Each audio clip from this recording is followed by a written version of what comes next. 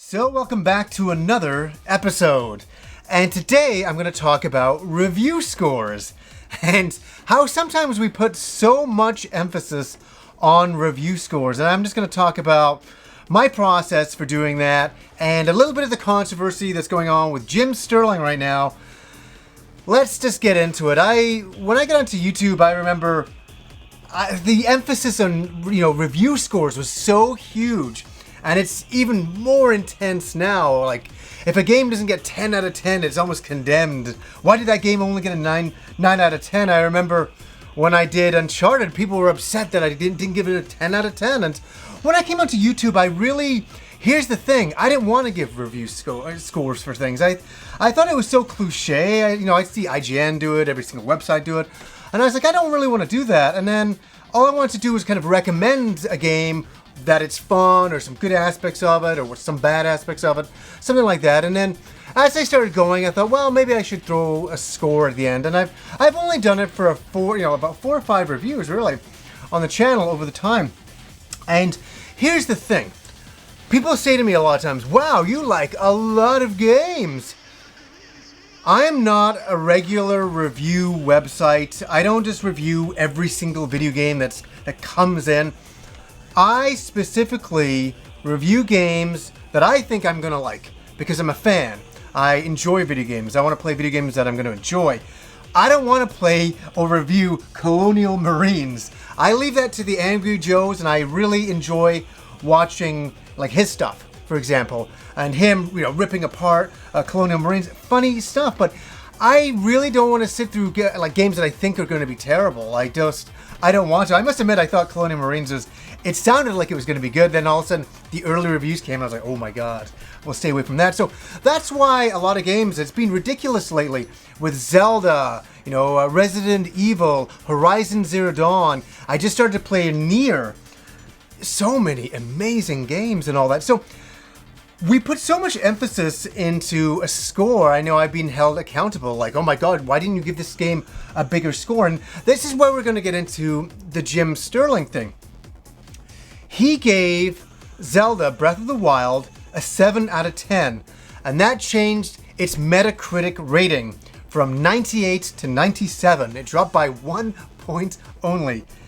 And people are losing their shit. They're attacking his website. They're attacking him personally. They're sending him death threats. It's crazy. It's so crazy to see this kind of thing happen. And because, his opinion is completely valid. Okay, here, and I'll tell you why. I gave the game a 10 out of 10. I mean, I just thought it was the best game I played. I loved the game. Loved it.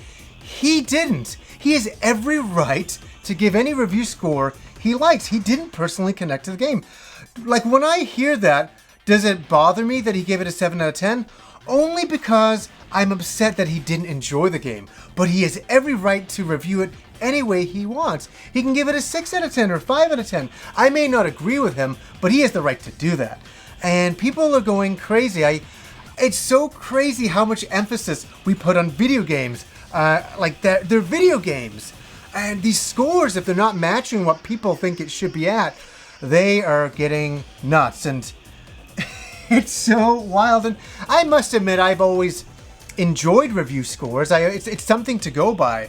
But if a game gets a 9 out of 10 instead of a 10 out of 10, or a 7 out of 10, a 7 out of 10 is still a pretty good score. It's not a 4 out of 10. A 4 out of 10, people will be like, okay, this is a bit eerie, this is a bit strange, but he has any right to review it the way he wants. What do you guys think, first of all? What do you think about the scores? And I remember the night of Horizon Zero Dawn, I had played the game, I was getting ready to put up my first review on it, my first thoughts on it, and I went to NeoGAF, and there's an entire thread of people, I love NeoGAF by the way, of people getting excited, waiting for the embargo to lift, so all the review scores could come out for Horizon Zero Dawn, and people were like, 10 minutes till they get the scores. It's like, we really rely on them a lot. I guess, when I think about it, for purchases and things like that, a review score goes a long way.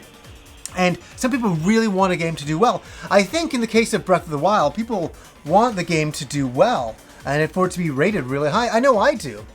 But I'm not upset. I'm totally not upset if he Jim Sterling reviews it that way and gives it a low score. You know what it's called? That's called maturity. It really is. Like, I don't want to kill this man because he gave a video game a 7 out of 10 score. If I was going to kill a man, I'd kill a much more important man who's really evil in this world or something. That's what I would do. But you know what I mean? Like, it's so ridiculous. Death threats over a video game score over the internet. What does it come down to? You know, what does it come down to? This kind of wars, these video game wars and scores have been going on since the early days, but I've noticed in the last 15 years, it's gotten really serious. It's gotten really serious. And yeah, like, how do you think it is? As I say, for me, I give the game a 10 out of 10, and Jim gives it a 7 out of 10. It's like, as I say, all I feel is I'm sad that he didn't enjoy it more. But he has every right to not like the game or have faults with it. Anybody is. All of you guys do. Everybody does. That's the kind of the way the world works, and it should work that way.